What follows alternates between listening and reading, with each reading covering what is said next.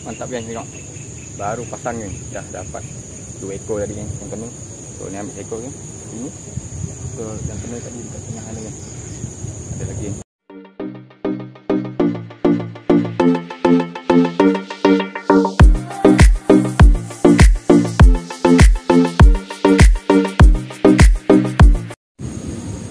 Oke geng, selamat petang geng. Selamat petang dan selamat senja geng. So sekarang dah jam 6.30 geng. Kita dah berada di spot. So hari ini kita nak mencari ikan puyuh lah geng. Kita menjaring geng. Kita nak tahan pukat ataupun tahan jaring. So dekat sini, ini ada kawasan banjir geng. Tengok. Kawasan banjir. Sini tadi sebelum kita sampai, kita dah nak sampai, tadi ada ikan yang lari geng. Tengok. Ada ikan geng, ada jambar. Kat sini ada ikan puyuh, ikan haruan dan ikan limbat lah geng. Ikan sepat. So jom kita pasang jaring geng. Kita nak pasang jaring polo lah. Lepas tu kita sampai malam. So malam baru kita tengok dan kita angkat geng. So jom kita nak pasang dulu geng.